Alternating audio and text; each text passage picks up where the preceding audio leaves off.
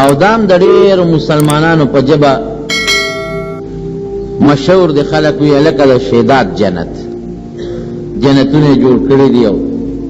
څوک پکې لا نور هم څه ګډې وړې وایي. خو واقعي دا شداد یو بادشاه تیر شوی دی، تاریخ لیکي ډېر لوی جابر کافر او ډېر مضبوط بادشاه. هغه زمانه کې چې څومره علاقه وه په هغې د ټولو د سلطنت او بادشاهي وه. او دا یو خبره ده چې کم سړي سره مال او دولت زیات راشي، بادشاهي راشي، د هغه په دې سر کې دا کبر او نشم پیدا شي. دا لازمه خبره ده. د بادشاه سره کبر او نشه ډېر کم بادشاهان به وي چې د هغې په سر کې به نشه نیږي. اکثرو بادشاهانو په ذهن کې او په سر کې د نشې هغه ګن پروت دی. د ده په سر کې دومره لویه نشه راله چې جناب د علاقې د مشرخو څه کې چې د خدایۍ دعوې وکړه، وی زه خدای، او بیا اعلان جاری کړ چې کم سړی زما دربار ته راځي نو ما ته به سجده کوي. لکه زمونږ بادشاهانو ته چې څوک ننولي څوک ورته سلوټ کوي، څوک لاس په تندي کیږي، خو سجده ما سوا د رب العالمین نه بل چاته جایز نه ده. یو الله ته به سجده کې،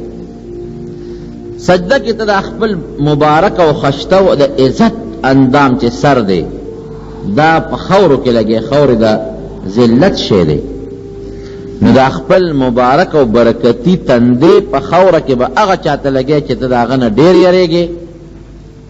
ستا ټول هر څه د هغه په قبضه قدرت کې وي او دا ما سوا د الله نه بل ذات نشي کېدی. چې پورا عاجزي وکړي، پورا بندګي وکړي،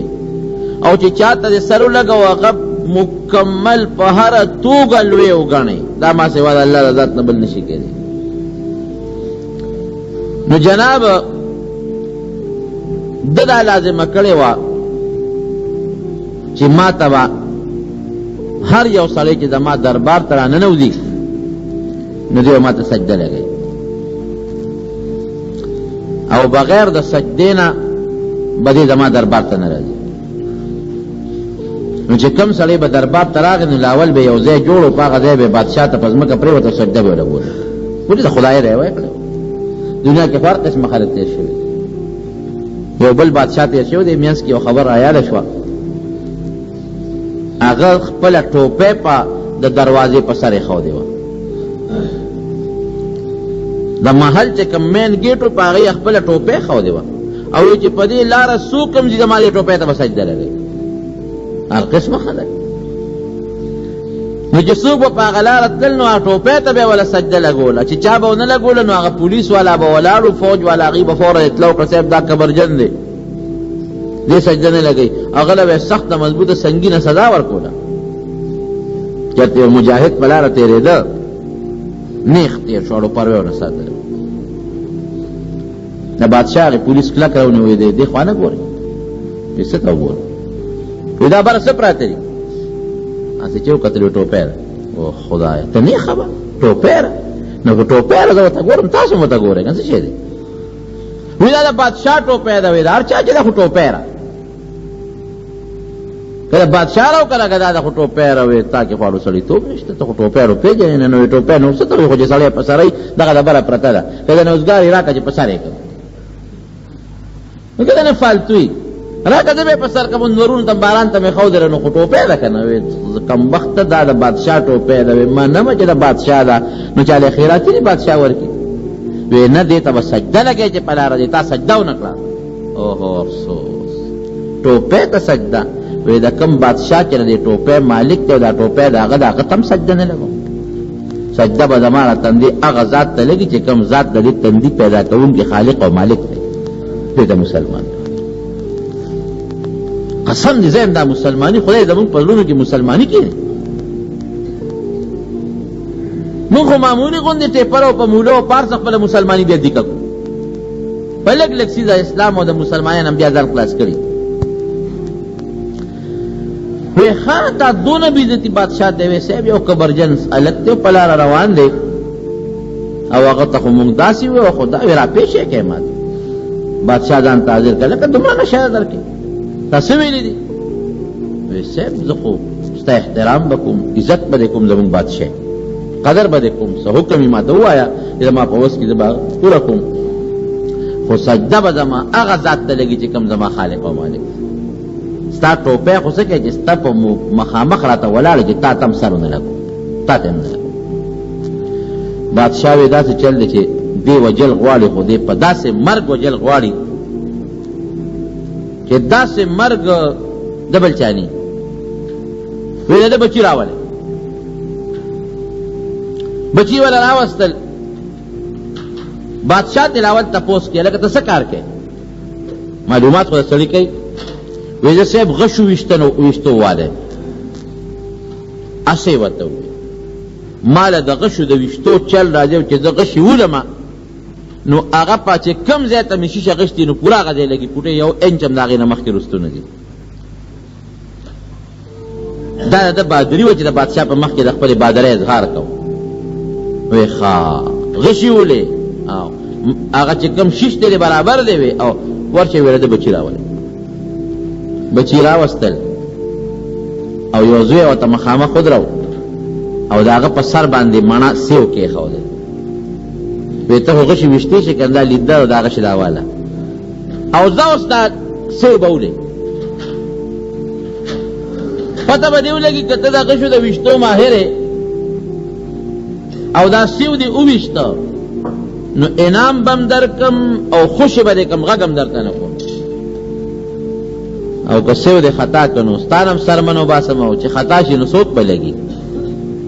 د زوی په سر یې ورته سیو ایښودی ودرېږه چې سم چل درته وښي اوس واقعي که غشي خطا کېږي خو د زوی سر به لګي یا به د زوی سترګې لګي یا به پوزه لګي یا به مخ لګي وی دا سیو به اصولي پته او که صاحب که مې وویشته ودې ویشته نو زه بری او به یوازې بری کوم نه تاله به ډېر لوی عزت هم درکوم غریب غشي ولینده په لاس کې واغېستل چې خدای پاکه دا څه په امتحان کې ګیر شو ما خو چې ته غشي لاس کې هم نه دی اخیستی نه مې لینده په لاس کې اخیستې نه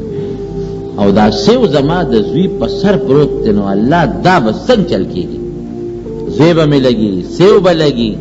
د زوی سترګه به او ګران کار دی چې زوی مخامخ سړي ته ودرېږي دا خپل زوی وله دا داسې مطلب شو لکه خپل زوی دی وله اسی ورته په سر کېښوده وی شابه اوس شیشناکه تا دعوه کړی چې زه د غشو د ویشتو ماهر یم تکړه شه غشی لاس کې واغې شو یا الله ستا د ناموس او ستا د خاطر الله دا هر څه ما سره کېږي چې زه سجده تا ته کوم دې بادشاه ته نه لګي الله زما دا لاس هم ستا په واک او اختیار کې دی او الله زما دا بچی هم ستا په واک او اختیار کې دی او زما د بچی دا مرګ هم ستا په واک او اختیار کې دی او زما د عزت او ذلت هم الله ستا په او تا ته الله پته چې چېرته غشي مې په لاس کې نه دی غشتی ای الله د دې رسوایه نه خو مې وساتي چې غشي راښ که ور پرېښوده تاریخ لیکي تاسو یقین وکړئ چې پټک اقه سیو په دا منځو لګي بچی بچ شو سیو ډکرې ډکرې خواله بادشاه ځان ته رانږدې کوي ویې ټپو وی دا نرځوان دی دا باس ما بریم کړې بریم یې کړې او زما ټوپی چې زما په دروازه پرته وي هر څوک چې دي سجده به ورته لګوي او ستا متعلق د اعلان دی چې ته زه هسکه غړی ګرده چې ګورې زما ټوپی خو څه کوي چې چا ته هم سجده ما سوا د الله نه ونه لګي دا د هغه بهادري نو بادشاهان هم قسمونه قسمونه تیر شوي دي شداد هم د خدایه دعوه کوي زه خدای او چې کم سړی به دربار ته راته نو دی لومبی حکم و چې سجده به ماته لګي او چې کم سړی به دربار نه باړو نو د خپل شکل بوتان یې جوړ کړي نو یو یو بوت به خلکو له ورکوو هر چا ته په کور کې د بوت پروت و هغه بوت ته به ور سجدې لګولي که مریض به راغی د دغې شداد بادشاه نه به یې غوښتنه کوله چې دا راله جوړ کړه که چېرته بل څه تکلیف و ده نه به یې غوښتنه کوله چې ما جوړ کړه بس پوره د خدای دعوه کړې و ډېر لوی زور و ډېر لوی طاقت و که د زړه نه څوک وکړو خو مجبور و خلک یو ځل یې سوچ راغی یاره وایي خدای سره خو دوزخ او جنت دي زما خو دوزخ او جنت نشته یو لوی ځای کې کنده وکنستل او په هغې کې اور بل کړ او په ځنګل قوم مقرر کړ وی تاسو به روزانه دومره لرګي راوړئ په دا اور کې به ورچوئ اور باسې بلېده او چې کوم سړی به د نافرمانه و چا به خبره نه منله، چا به تسجل نه لګوله، بس ابه نیو اور کې به غورځوي. خدای خدای ته وایي چې سزا په اور خلکو له ورکوي. نو چې کم سړی زما نافرماني کوي د خدای اور ته به غورځوي. وی جنت پم جوړول غواړي. نو حکم یو کوي زما په سلطنت کې چې کم دی خشته خوږه ځمکه چې هر قسمه میوه زرغوني هغه ځای ما ته وښایه. نو هغه زمانه کې چې کوم د زراعت او د ماهران هغوی وګرځېدل، یو علاقه ورته وښوله، وایي صاحب داسې علاقه ده چې دې کې هر قسمه میوه کېږي، غرونه هم پکې دي، اوبه هم پکې دي، داسې دی چې اوبه هم پکې وي، موسم یې مزېدار دی، اعلی دی. داسې دی ورته وښو، اوس ډېر لوی شاندار دی. او د اعلان وکړه چې په مخ د ځمکه کم قسم میوه د هغه راوړی چې دی په خپل باغ کې وکړه. او اعلان وکړي په مخ د ځمکه چې کم قسم ګل دی او بوټي دی چې هغه په خپل باغ کې وکړم. بس لګیا دی پکې کار خدمت پکې کېږي په باغ کې. او داسې یو اعلی او قیمتي باغ یې جوړ کړ، داسې قیمتي چې په مخ د ځمکه د میوې کمې میوې بوټي نو هغه د په باغ کې و. او چې کم ګلاب و کمه اونه وه هغه د په باغ کې وه. وی خله جنت دی خو ولی وي، نو ماله به داسې کوی چې خشته ښکلې ولې به زما په دې باغ کې بیږي. نو د اوبو خشته مزېدارې ولې یې پکې جوړې کړې. چا ورته وی صاحب په جنت کې خو به د پیو ولي وي. وی لختې جوړ کړې او میخې راولې، ابه لشه او هغه میخې به هغه پیب هم زما په دې باغ کې روانې ګرځي به. وی جنت کې خو به شاته مي د شاتو ولې به مې وی لړ شی او په مخ د ځمکه ګرځي چې کم دی د شاتو مچۍ وي راولې. حتی کې چې کم د زندګۍ او د آرایش او د خوبصورتۍ سامانو هغه ټول یې د په خپل باغ کې کېښودل. خشته خشته جینکۍ ولکانې راوستل، هغې یې په هغه باغ کې دیره کړل. غټ غټ محلونه او بلډینګونه یې پکې جوړ کړل. او چې څومره هیري دي، لال، جواهرات، یاقوت، مرجان چې زما د سلطنت کې هر څومره ټول راوړی په دې باغ کې ولګوي. لګیا دي صاحبه مصریان لګیا دي، څوک پکې اوسپنه لګوي او څوک پکې پیتل لګوي او څوک پکې کاڼې لګوي او څوک پکې یاقوت او مرجان او څوک ملغلرې، پیسې دې خرچ کېږي او باغ تیارېږي. اعلان یې وکړ چا ورته وی صاحب د الله په جنت کې خو داسې محل به چې د هغې به یو خښته د سرو وي بله به د سپین وي. وی شا به سره سپین هم راغونډ کړي چې په مخ د ځمکه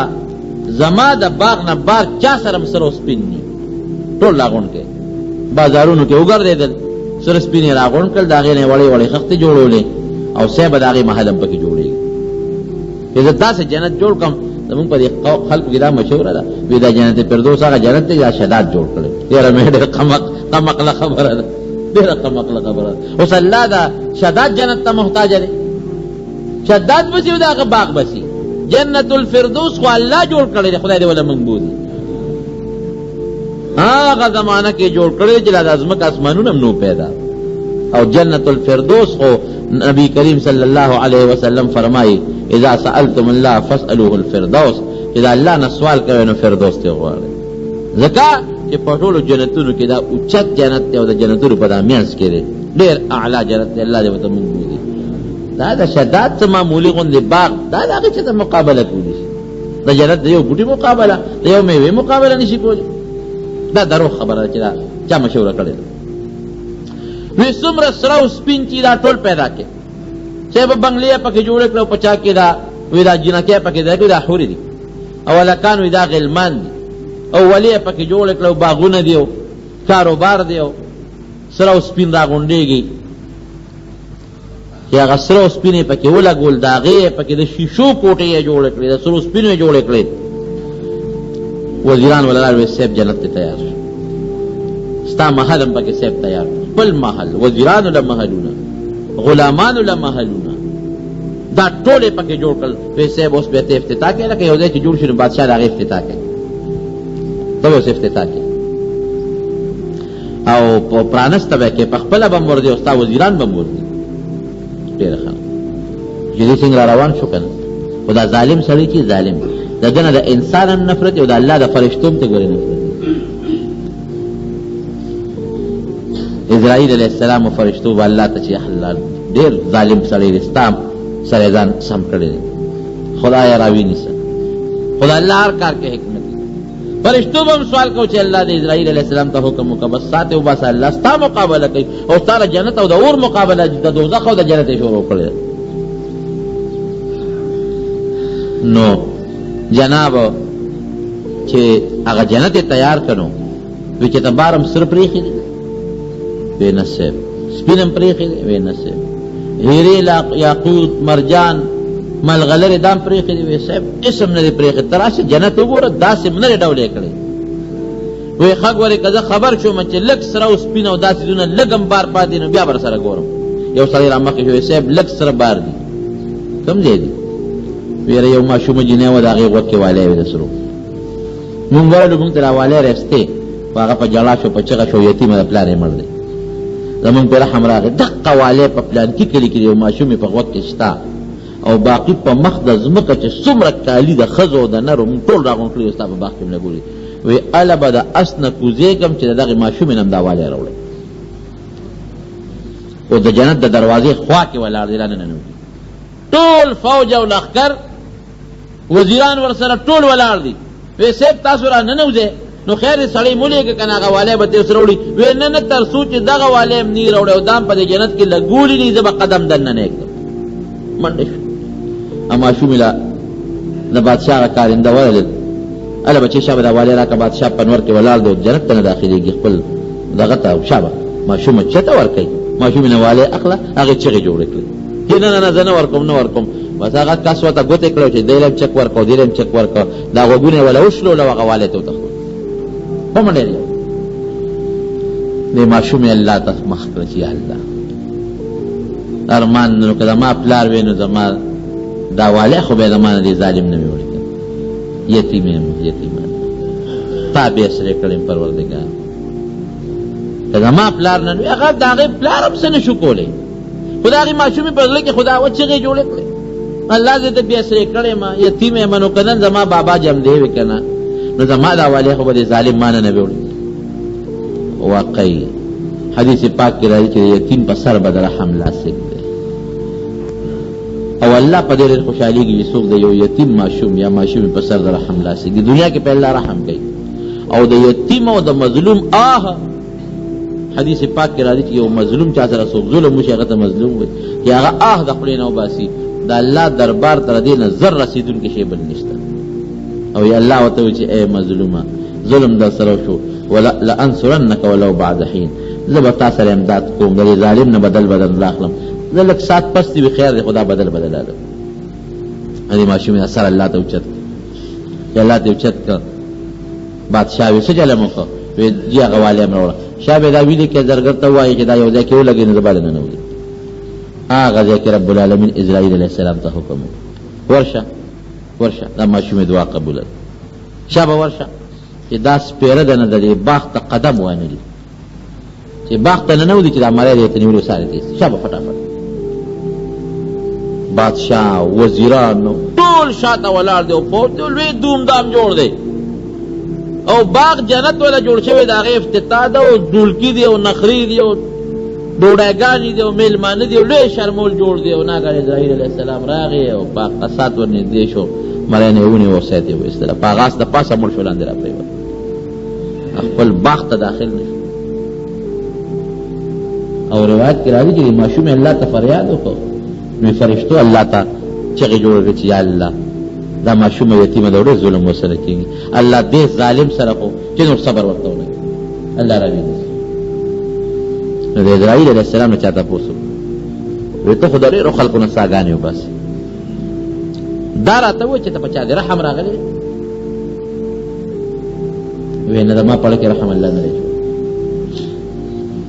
ما ته چې الله حکم کړی دی که هغه ماشوم دی او که ګدا دی او که لس دی او که شل دي ساعت راوالم د اسرائیل علیه السلام سره ډېرې فرشتې ملګري چا نه به خپله وباسي چا نه د نورو فرشتو په ذریعې څه وباسي وی ناسې رحم نه خو هسې چېرته د افسوس یاره یو ځای کې مې افسوس کړی وی هغه څنګه یو دریابي کشتۍ روانه وه په دریاب په منځ کې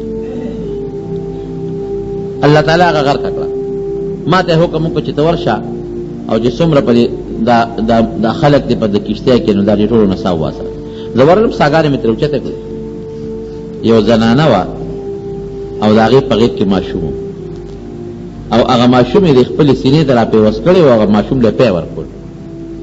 او د کشتۍ یوه تخته چې ماته شوه نو دغه زنانه په هغه تخته را پاسه ناسته وه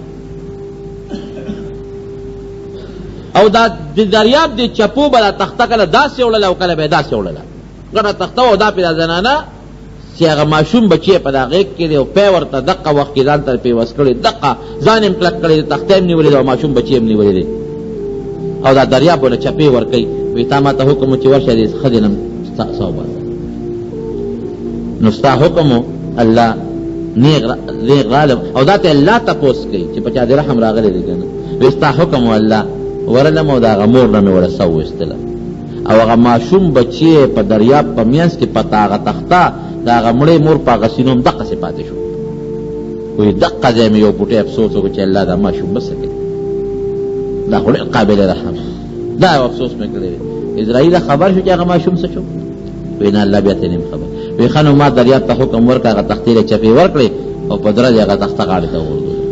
هغه ماشوم دې په غاړه روغ پس شو. بیا مې یو زمری مقرر کړه، ابه راتلو دې ماشوم له به یې پی ورکړ. ورځ زمری خو چې انسان وویني او بیا ماشوم کوم ځای روغ پرېږدي، هغه چې په حملو کې په یو ساعت یې چیر پار کړي. ما زمری مسلط کړه، الله تعالی خو کولی شي. هغه زمری به راتله ماشوم له به پی ورکړ، بیا به راتله ماشوم له به یې پی ورکړ، ماشوم مې ورو ورو د هغه زمری په هغه پیو باندې لوی کړ، د ګرځېدو شو. چې هغه ماشوم د ګرځېدو شو، منډې ترړې شروع کړې، ښایسته ماشوم و. لاړ کلي ته ورسېده، هلته مې موله د خوراک او د څښاک انتظام وکړ. اخره کې هغه ماشوم غل جوړ شو، غل خلکو نه به یې غلاګانې کولې. ډاکو ته جوړ شو، ډاکومارو سره ملګری شو، په لاره به یې د خلکو نه شوکې کولې، ډاکې به یې کولې. اخره کې خپل ملګري را یو ځای کړل او د علاقې په حکومت پسې حمله وکړله او انقلاب یې جوړ کړ او د علاقې د خلکو نه حکومت واخیست او هغه ماشوم د هغه خلکو بادشاه جوړ شو. چې بادشاه جوړ شو نو د هغې نه پسې د خدایه دعوه وکړه او دغه شداد ته جوړ شو چې دا اوس ته څه وویستله. دا د هغه ماشوم نه ما جوړ کړی. یاره ما چې دا واقع وکتله نو ما وی چې پروردګاره څه د لوی قدرت او د حکمت مالک او بادشاه. یو ماشوم د مور د غېږې نه چې مور یې په تخته مړه شي د هغه نه بادشاه جوړوه، دا څومره لوی احسان دی، څومره لوی نعمت دی. هغه سپېره د الله تعالی د هغه نعمت په مقابله کې چې دې شکریه وکړي، د شکریې په ځای د خدای دعوه کوي. د شداد نه باغ هم پاتې شو، وطن هم ترې پاتې شو، بچي هم ترې پاتې شو، کومه بنګله کې ځان له شیش محل جوړ کړو د سرو د سپینو هغه هم ترې پاتې شوه. باغ یې په سترګو ونه لید او د جهنم اور ته ورغی. خو چې مړ شو چې څوک د خدای دعوه کوي نه به کم خوځي، لاړ هغه د الله تعالی اور ته. د مارونو د مرګ نه هېڅ څوک نشي بچ کېدی. الا ان نفسا لن تموت حتی تستکمل رزقها. الله فرمایي چې چا دپاره الله په دنیا کې څومره رزق مقرر کړی دی، دا رزق به خلاصی نو ثابتېږي. هغه رزق کې چې یو نوړی پاتې دی نه هغه نوړی چې کومه ده پاتې ده چې هغه مخلي نو هله به مري، بغیر هغې نشي مړ کېدی. خو زمونږ د خلکو سوچ څه دی؟ مونږ په ذهن کې ځان له دا سوچ کړی چې زما به 200 کاله عمر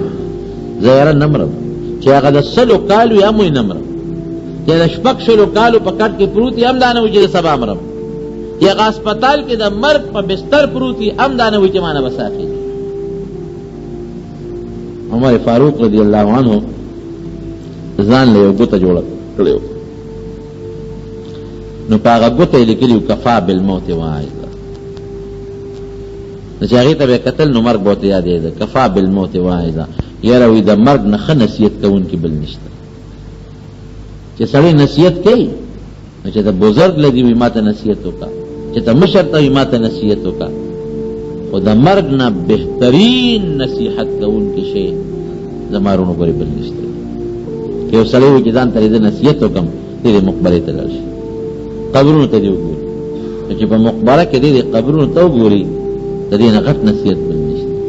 دا چې څومره په مقبره کې مړي پراته دي دا څوک دي؟ دا خو داسې نه راکړي چې اسمان نه راپرېوتل او په ځمکه رانوتل. دا خو هماغه خلک دي چې یو وخت کې په دې مخ د ځمکه ګرځېدل،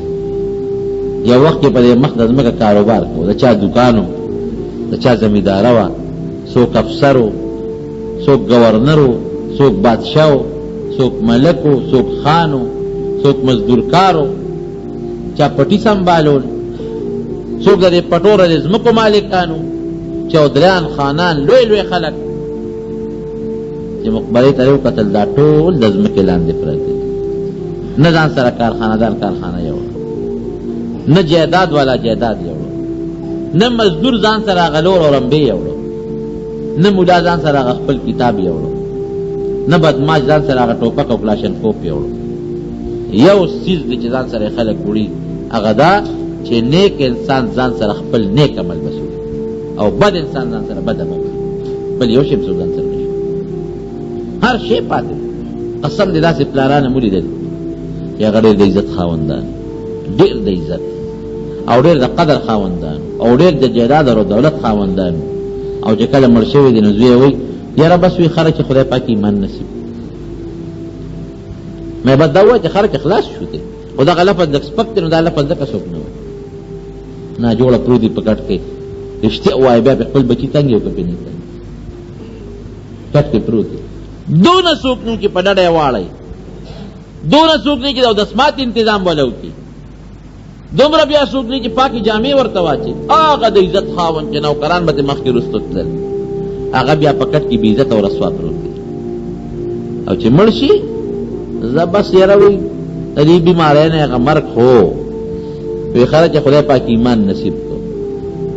او رښتیا به وایو تاسو مو مونږ بیا د خپل مړي د خلکو یاد یو که هېرې شي، هېر شي نه یاد نه پاتې کېږي. زموږ مولوي صاحب رب العالمین د جنت د په هغه کې محبت و ټولو سره او بیا د خپل اولاد سره او د بچو سره او ما سره بیا مینه مې بیا به هېرېږي څنګه لاړه هغه هېر شو چې د مقبرې ته ورشو را یادم شي، یا په سړک چې ځو په لاره ورته قبر ته وګورو را یادم شي، زه دعا ورته وکړو. دارنګې د هر چا پلار او مشر یو 3 ورځې یادي، یو میاشتې یادي، یو 40 ورځې یادي، او چې هغه ټیم ختم شي تېره شوه خبره. او پخوا لا خلک خو او مشران دې خدای وبخي جمعې په شپه باندې یا په بله شپه یا په بله شپه چې د یو ډوډۍ به پخه کړه وي دا د مړو په ارواح خیرات شو. اوس هغه شی ختم شو او دغه د مړي د خدای بخي بس یو ډوډۍ بابا یو سړي ما ته پخپله دا زه دا وایم چې شمدید مې د کار پلار پسې خو خامخا کمبخته څه جومات کې خیرات وکړو څه کوه وایي کار مې څه دی پلار دی نو وایي ځان پسې بیا کول که نه جایداد یې و ځمکې یې وه پټې یې و ځان پسې بیا خیراتونه کول که نه یې د خدای نیکبخته تا ته پاتې شوه ته ورپسې وکړو هغه ته هم د پلار نه پاتې وه هغه کومه پخپله ګټلې وه دا ورته زه خپله بذات خود نوم درته نه دی هغه ته د پلار نه پاتې خپلې ګټلې وه هغه طرف پلار نه پاتې شو هغه نه مونږ ته پاتې شو زمونږ خپلو بچو ته پاتې شي او چې خیرات یې کوو ځان پسې بیا کوه زما څه کار یاره مې د نر بچی هم ته دقسې پکار ده رښتیا چې ځان پسې سړی نه کوي او دا تمه کوي چې را پسې به زوی خیرات کوي چې دا زوی پسې اړونه کړي ځان پسې کوي خیرات کوي او د دواړو جهانو مبارک سردار ته وي یو سړی ډېر مال او دولت دی پوټې خیرات به نه کوي صدقه به نه کوي خو چې کله خپې ګرې ته کړي او دا کټ کې پرېوځي او دا د مرګ زنکدن ته نږدې شي نو بیا څه وایي دا د پلانکي دومره شوخه دا به جومات کې ولګوئ دا به پلانکي مسکین له ورکړې دا به پلانکي له ورکړې دا پلانکي له به ورکړې وایي د مرګ په وخت کې خیراتونه کوي پلانکي له دومره پلانکي وایي چې دې مړ شي هغه ماده څنګه پلان کو دی په دې ویو که نه وایي د پلان کو دی دغه خیرات چې دا کم د مرګ په وخت کې په زرګونو په لکونو د کروڑو روپو خیرات کې چې کم مخکې ټیک ټاک او جوړې د 1 روپۍ خیرات ته د هغې ثواب نه رسي دا خو ستاسې ته طمقتي ده لکه سپې ډوډۍ تښتئ چې منډې ورپسې وایي او خوند ونه کېده وایي د خدای په نوم شوه چې د خدای په نوم شوه ته ورته داسې یو نوړی واچوئ د خدای په نوم زمونږ دغه خیراتونه دي یا د مقبرې اسخات اوهو او بیا پې دا جګړې نن زه ولاړم داسې غوسه راغلم چې په دې خلکو مې را باندې کړه خو مې اوس به لویه جګړه به جوړه شي یعنې حیران په بل څیز شم نن قسم دی څه خو زمونږ دا سپېره بعض امامان په قهر د خدای اختا خو سمې پکې ګورې قسم دی نن غټ غټ پښتانه ولیدل نوم نالم نو چې ما ورته یو پښتون ته وکتل نو څادر یې تاوه نو بیا د لاسونه یې رپېدل نو کله به یې داسې اړوه کله به یې داسې اړوه کله به یې داسې اړوه ما نه ځان یا خدایه بس ما یې دا اوس څه کوي یا دا خدای نیکبخته را او یو جرب جایداد مالک یې داسې کوي په دغه خاتون هم ستاسو بیا هغه لوبې ټوکې جګړې باندې جانماز په جانماز باندې خدای وبخښي زمارونو خدای ته وګورئ ځان ته هم دا نصیحت کوم او تاسو ته هم کوم مرګ ځان ته را یاد کړئ چې دا د دنیا څومره مال او دولت دی والله بالله چې دا ټول دلته موږ نه پاتې مردان دا لوی نواب تېر شوی دی مشر د هغه متعلق مشوره ده چې کوم وخت کې مړ کېده نو وصیت یې وکړ وایي چې زما نه څه وکړئ چې زه مړ شم نو زما د لاسونه به کفن نه بار وباسي او زما دا کټ چې زما څومره بازار دی په هغې به چکر وله ورکړي او یو اعلان به راپسې کوي نو چې څنګه مړ شو لاسونه یې وله د کفن نه بار وویستل کټ یې مخکې دی خلک ورپسې دي د نیم مردان مالک بلکې د هغې نه هم زیات نو یو سړي به ورپسې اعلان کوو ای خدای مو بخښه یو اعلان واورئ دا فلان کې نواب صاحب وفات دی چې دا جنازه یې روانه د دې غون مردان مالک دی او لاسونه یې د کفن نه بار دی وګورئ په لاس کې ځان سره سوړي ګورئ دقه تش لاس روان دی حاجی باباجي زموږ خبره کوله وی حاجی محمد امین صاحب رحمت الله علیه سره تلم سوات ته او په دې نیکانو ګرځېده او دارنګې په دې بادشاهانو به هم ګرځېده هر چا ته به خپل نصیحت کوم وی سوات ته ورسره لاړم د سوات چې کوم والي صاحب و د هغه ملاقات ته به نو حاجي صاحب خو خلکو پېژنده وی مونږ یې ډېر ښه ډوډۍ وکړه دعوت یې راله وکړو وی بیا حاجي صاحب ته چې حاجي صاحب ما ځان له قبر جوړ کړو راشي زما قبر وګوره ډېر ښه وی چې ور مې ځان یې ډېر خشته مرغېدار د ماربرو سنګي مرمرو قبر جوړ کړی ډېر خشته خوبصورت او د هغې هغه تبې جوړې کړې وې دا مې وصیت کړی چې زه مړ شم نو دې قبر کې ما ایږدي او صاحب پکې راغی لږ تلاوت هم وکړه چې کوم عالم به راغی او کوم حافظ به راغی نیک سړی به راغی نا قبر ته به یې کوز کړ هغه دا یو سوچو او په هغه لحد کې به یې کېنو چې ما له پکې یو دوه صورته ووایو دواړه ته وکړه چې دا ما له خدای بخته ورکړي حاجي صاحب هم بوته چې د برکت لپاره ما دې قبر کې ما دې یو څو آیاتونه ووایه وایي چې حاجي صاحب د قبر په یوې خوا کې ودرېده یاره خو داسې مجاهدان ډېر کم وی والي صاحب دې خوا راشه وی ډېر خشته قبر دې ځان له جوړ کړی دی وی صاحب ډېر اخوالي مې پرې کړی ډېر مزېدار وی قبر ځان له مه جوړوه ځان قبر له جوړ کا دا څه کې ساده قبر ځان له جوړې ځان قبر ته جوړ کا که قبر دې ډېره ماله یو ډېر مزېداره مې او ته وله جوړ نه نو په دې قبر کې به چینجي او ماران لړمانان در باندې لګي سنگ مرمرو قبر دی دې کې به در باندې ماران او لړمانان لګي او چې قبر دې کچۍ او د خټو ډکي او ته ورته جوړې نو د پیغمبر وینا د هغه قبر بدله د جنت د باغچو باغچې سنگ مرمر څه ته وایي قبر روضة من رياض الجنه د جنت د باغچو باغچه نو د جنت د باغچې نه سنگ مرمر قبر څه شي او یا حفرة من حفر النيران د جهنم د کندو کنده د بدعمله سړي قبر د جهنم د کندو کنده ځان قبر ته جوړ کړه څه کې والي صاحب ځان قبر مه جوړوه وی حاجي صاحب وی چې دا خبره ورته وکړه نو په خوله کې یې ګوته ونیوله لږ ساعت چپو وی والي صاحب چې حاجي صاحب بس سترګې دې راله رڼا کړې څومره نیکان او بزرګان او عالمان چې مې روستي دي او دې قبر کې مې کینونې ټول وی چې او ډېر ښه قبر دی پکې آیاتونه مې ویډیو دویم راته کړې ده نن چې تا کومه نصیحت راته وکړه نو ما دې سترګې وغړولې بس روان کې دا قبر څنګه منګې روانه وې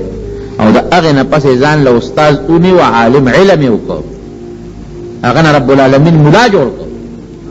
عالم ته جوړ شو دا د حاجي صاحب د هغه یو ټکي خو چې سړی ته اثر وایي دا مونږ چې جنازې کوو دا جنازه مونږ دې جومات کې نه شو کولی دا مونږ عیدګاه کې نه شو کولی دا هر چا خپل حجره ده دا په حجره کې جنازه نه شو کولی چې شریعت یوې سه مقبرې ته او بیا نبی علیہ السلام فرمایي چې قبر ته ایثار چوه سره نو خلق ونن تختو حالانکه حدیث کې راځي چې جنازه دې وکړه یو قیرات ثواب دی شو، او چې د قبر د دفن پورې سار شوی 2 قیرات ثواب دی شو،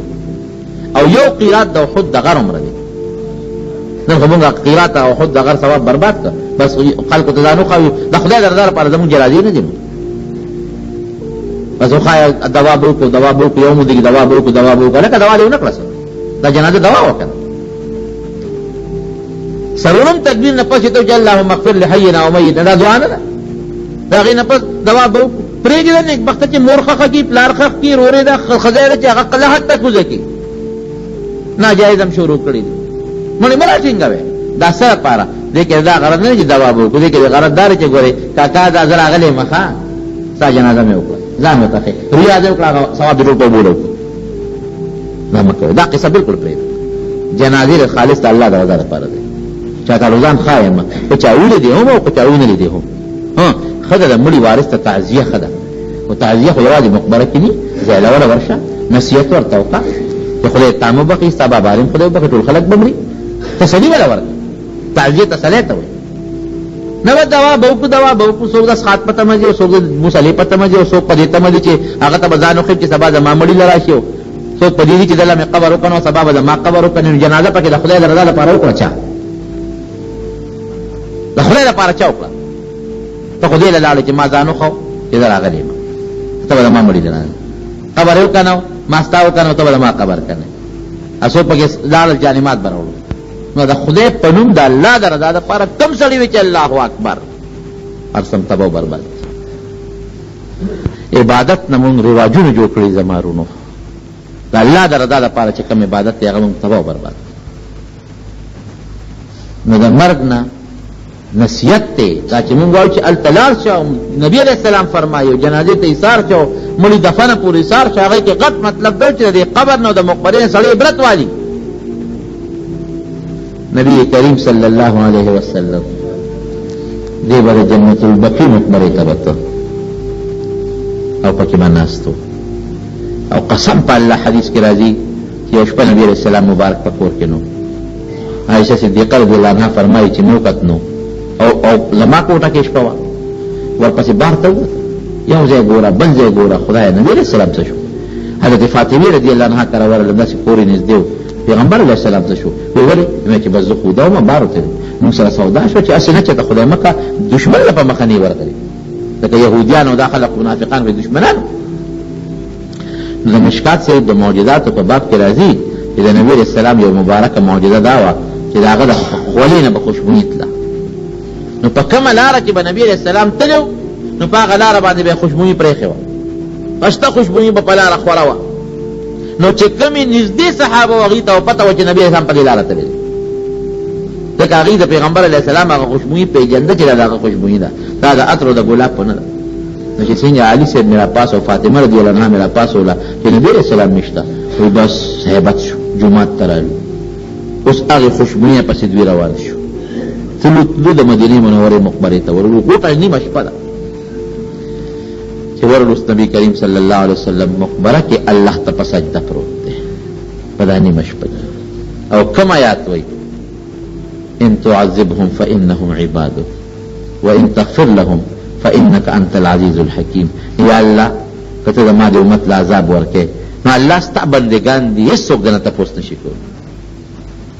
هر قسم عذاب چې ورکې ستا بندگان دي د بنده متعلق څوک جان تپوس نشي کولی هیڅوک تپوس نه نشي کولی وان تغفر لهم فانك انت العزيز الحكيم یا الله کته بخي او معافي وتکې نو خدای د لوی قدرت مالک ګوري بیا هم نه څوک تپوس نشي کولی